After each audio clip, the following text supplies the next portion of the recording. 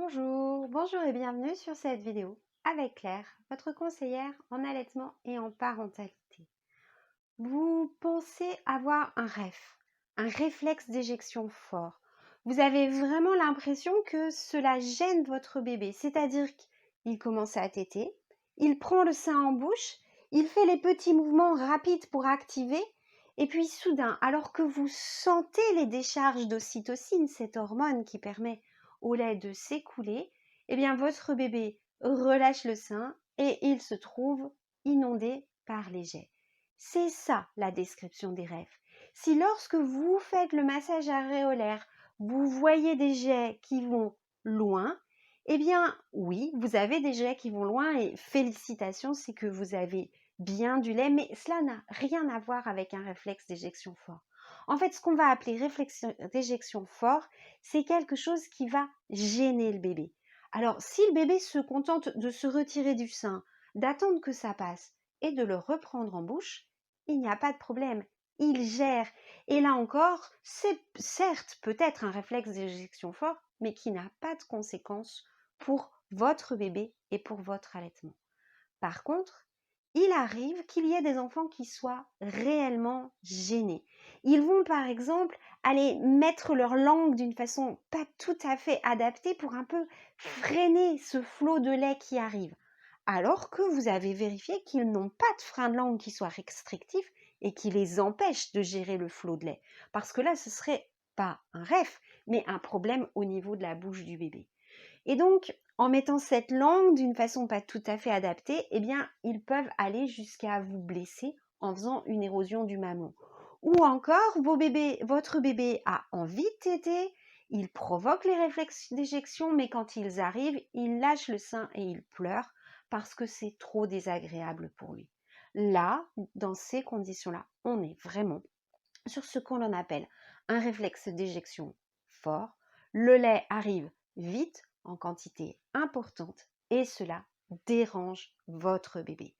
Bien sûr, cela va souvent avoir des conséquences digestives pour votre bébé, qui va faire beaucoup de rots, qui va être ballonné, qui va peut-être présenter un certain nombre de coliques.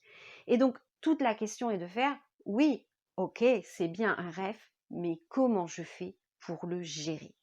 Eh bien, il existe différentes manières de le gérer. D'abord, si vous avez tendance à prendre des tisanes d'allaitement, des noix de cajou, des amandes, toutes ces choses qui favorisent une belle lactation abondante, eh bien peut-être vous pouvez les freiner un petit peu, elles ne sont pas réellement nécessaires. Ensuite, votre bébé vous réclame très certainement des tétées très fréquentes, très rapides, les unes derrière les autres. Dans ce cas-là, je vous engage à essayer de le mettre à plusieurs reprises sur le même sein. Cela va abaisser la quantité de lait qui est dans votre sein et donc va diminuer ce flux qui arrive un petit peu vite. Ce n'est pas toujours suffisant. D'autres mamans procèdent autrement, certaines en tirant leur lait avant la tétée. Ce n'est pas toujours confortable, le bébé a faim, il pleure et il faut tirer avant. D'autres encore ont trouvé un espèce de rythme.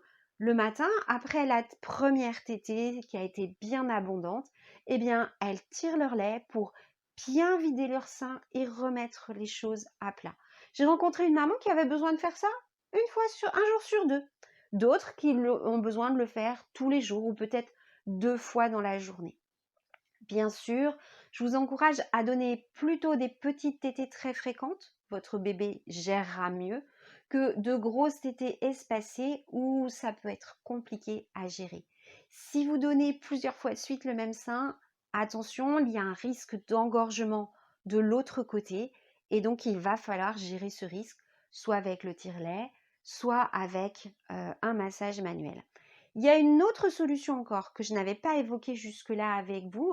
Vous connaissez peut-être, il existe un tire-lait, qui n'en est pas vraiment un, qui s'installe sur le sein et qui fait un petit peu ventouse, donc qui fait juste une aspiration douce et que l'on peut mettre pendant que le bébé tète de l'autre côté.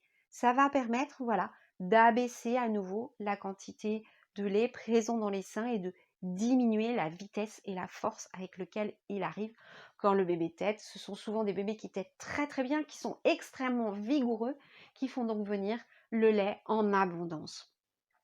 On sait, on connaît les mamans qui n'ont pas assez de lait, à quel point ça peut être difficile et compliqué. Mais quand vous avez beaucoup de lait, trop de lait qui vient en trop grande quantité, eh bien ce n'est pas forcément simple non plus à gérer. Vous avez bien sûr dans ces contextes-là un risque plus important que d'autres mamans de vous engorger. Soyez vigilante et réagissez dès les premiers signes d'engorgement. Voilà ce que j'avais envie de partager avec vous sur le REF, ce réflexe d'éjection fort. Il y aurait énormément de choses à dire pour un petit peu développer comment on aide le bébé à gérer et comment on vous aide vous aussi à gérer. J'ai essayé d'aborder les points les plus essentiels et les plus rapides. Mais si vous avez besoin de plus d'aide, eh bien sûr, une consultation avec une conseillère en allaitement peut vous être très utile. Et si vous avez envie de me rencontrer, d'échanger avec moi sur ces questions, eh bien retrouvez-moi sur mon site Allaitement Parents Bébé. Nous pourrons faire ensemble une consultation, y compris en visio. Cette vidéo vous a été utile? Cliquez sur j'aime. Vous avez une question, un commentaire, vous voulez partager avec d'autres mamans comment vous avez géré votre rêve? Allez-y, n'hésitez pas, osez laisser un commentaire, je vous répondrai personnellement et avec beaucoup de plaisir. Vous voulez savoir ce qui se passe sur cette chaîne et me suivre? Eh bien abonnez-vous. À bientôt, j'espère.